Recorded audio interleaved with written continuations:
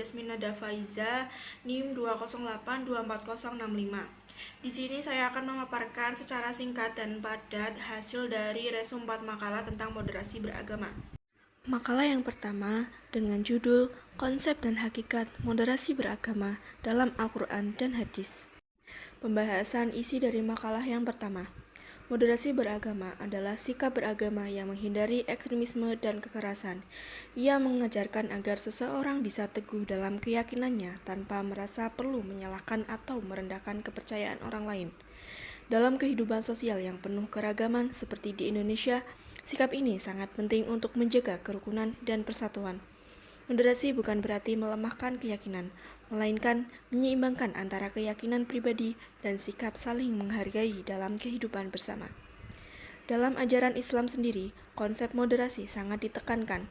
Al-Quran dan hadis mengajarkan keseimbangan hidup, keharmonisan antar umat, dan menolak segala bentuk sikap berlebihan atau fanatik buta. Nabi Muhammad SAW memberikan contoh nyata melalui tindakan-tindakannya yang bijaksana, seperti saat menyusun piagam Madinah, di mana berbagai suku dan agama hidup bersama dalam sebuah kesepakatan damai. Ajaran Islam bukan hanya untuk umat Islam semata, tapi membawa pesan damai untuk seluruh umat manusia.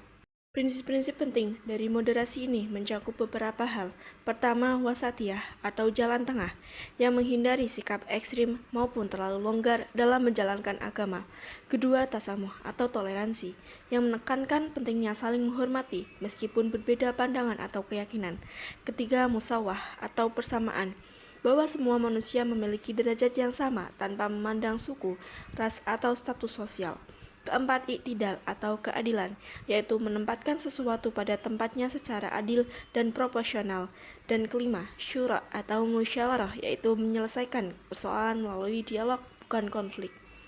Di tengah derasnya arus globalisasi dan masuknya berbagai pemahaman baru, moderasi beragama menjadi filter penting bagi masyarakat agar tetap bisa hidup berdampingan tanpa kehilangan identitas dan nilai leluhur. Ia menjadi penyeimbang di tengah banyaknya paham radikal dan liberal yang kadang membingungkan. Dengan sikap ini, masyarakat tidak hanya bisa hidup damai, tapi juga bisa menjadi teladan dalam membangun peradaban yang beradab, saling menghargai. Makalah yang kedua, moderasi karakter asli agama Islam. Isi pembahasan makalah yang kedua. Islam merupakan agama yang membawa ajaran keseimbangan, keadilan, dan kasih sayang. Moderasi atau wasatiyah menjadi karakter utama dalam ajaran Islam yang membedakannya dari paham ekstremisme dan liberalisme. Islam mengajarkan umatnya untuk bersikap adil, toleran, dan tidak berlebihan maupun meremehkan ajaran agama. Hal ini ditegaskan dalam Al-Quran Surat Al-Baqarah ayat 143 serta hadis Nabi Muhammad SAW yang menekankan pentingnya keseimbangan dalam segala aspek kehidupan. Dalam perkembangan zaman modern, penerapan moderasi menghadapi banyak tantangan serius. Munculnya paham radikalisme dan ekstremisme melalui media sosial menjadi salah satu ancaman utama. Di sisi lain, polarisasi sosial dan politik, maraknya hoaks keagamaan, lemahnya pendidikan, nilai-nilai moderasi, serta pengaruhnya globalisasi dan westernisasi membuat sebagian umat mengalami kebingungan dalam memahami ajaran Islam secara tepat. Upaya menanamkan nilai-nilai moderasi perlu dilakukan melalui berbagai pendekatan. Pendidikan berbasis nilai toleransi dan keberagaman perlu diperkuat sejak usia dini. Selain itu, keteladanan dari pemimpin agama, guru, dan tokoh masyarakat sangat penting untuk menginspirasi sikap moderat. Media sosial dan teknologi digital harus dimanfaatkan untuk menyebarluaskan pesan-pesan Islam yang damai dan seimbang, serta mendorong interaksi lintas budaya yang positif. Dengan memperkuat semangat moderasi, umat Islam diharapkan mampu membangun kehidupan sosial yang harmonis, adil, dan damai di tengah berbagai tantangan zaman. Moderasi bukan hanya menjadi benteng dari paham ekstrim maupun liberal, tetapi juga menjadi kunci dalam menjaga relevansi ajaran Islam dalam membangun peradaban dunia yang penuh keadilan, keseimbangan, dan toleransi. Makalah yang ketiga dengan judul Membangun Toleransi Umat Beragama. Isi pembahasan makalah yang ketiga.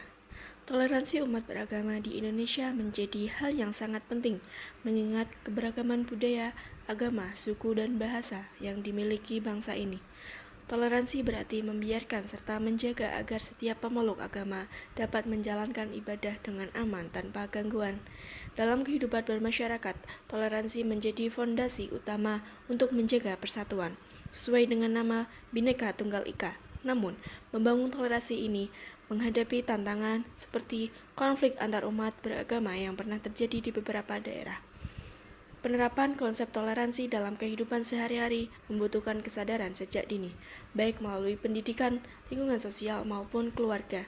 Sikap saling menghormati, menghargai perbedaan, dan mengedepankan dialog menjadi langkah penting untuk mempererat hubungan antar individu dari latar belakang yang beragam. Pendidikan karakter, integrasi nilai toleransi dalam kurikulum, serta pembelajaran kolaboratif menjadi strategi yang efektif untuk menanamkan sikap toleran sejak usia muda. Peran aktif pemerintah, tokoh agama, dan masyarakat sangat diperlukan untuk meningkatkan sikap toleransi. Pemerintah dapat memperkuat kebijakan yang mendukung kerukunan, memfasilitasi dialog antar umat beragama, dan mempromosikan pendidikan moderasi beragama. Tokoh agama diharapkan mampu menjadi teladan dalam membangun sikap inklusif, sementara masyarakat dapat mempererat hubungan melalui kegiatan bersama, memanfaatkan media sosial untuk menyebarkan pesan damai dan melestarikan kearifan lokal. Dengan upaya bersama dan konsisten dari semua pihak, sikap toleransi akan semakin mengakar kuat di tengah masyarakat. Sikap inklusif, komunikasi yang sehat, serta penghargaan terhadap perbedaan akan memperkokoh persatuan bangsa Indonesia dan menciptakan kehidupan sosial yang harmonis di tengah keberagaman.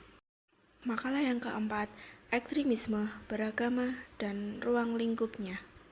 Isi pembahasan makalah yang keempat, ekstremisme beragama di Indonesia menjadi tantangan serius di tengah keberagaman agama, suku, dan budaya. Fenomena ini muncul akibat pemahaman agama yang dangkal, penolakan terhadap perbedaan, serta kecenderungan menggunakan kekerasan atas nama agama. Dalam Islam sendiri, ekstremisme bertentangan dengan prinsip moderasi, wasatiyah yang menekankan keseimbangan dan keadilan. Selain faktor internal seperti pemahaman agama yang sempit, kondisi eksternal seperti ketidakadilan sosial dan modernisasi yang tidak merata juga menjadi pemicu untuk ekstremisme. Dalam konteks keagamaan, ekstremisme dimaknai sebagai sikap berlebihan, kaku, dan intoleran terhadap keberagaman. Istilah-istilah seperti al-tatsarruf, ekstremisme, al-unf, kekerasan, dan al-ghulu, berlebihan digunakan untuk menggambarkan fenomena ini. Pemahaman agama secara sempit menyebabkan sebagian kelompok mengklaim kebenaran tunggal dan menganggap pihak lain sesat. Sementara dalam aspek sosial, ekstremisme merusak kohesi masyarakat, mendorong kekerasan, diskriminasi, dan konflik horizontal yang mengancam stabilitas nasional. Faktor-faktor penyebab ekstremisme beragama mencakup aspek internal dan eksternal. Faktor internal meliputi lemahnya pemahaman tentang ajaran Islam dan sejarah sosial, serta terhambatnya ruang dakwah yang sehat. Sedangkan faktor eksternal meliputi ketidakadilan ekonomi, modernisasi yang dianggap mengerus nilai agama, krisis kepercayaan terhadap institusi negara, hingga ketidakpuasan politik. Kondisi-kondisi ini menciptakan lahan subur bagi berkembangnya ideologi ekstrim di tengah masyarakat. Penjagaan ekstremisme beragama perlu dilakukan melalui pendidikan agama yang moderat, kurikulum inklusif, pelatihan guru, literasi digital, dan kolaborasi antara lembaga pendidikan, pemerintah, serta masyarakat. Selain itu, diperlukan kebijakan yang mendukung penyebaran nilai-nilai toleransi, serta evaluasi berkala terhadap strategi yang diterapkan.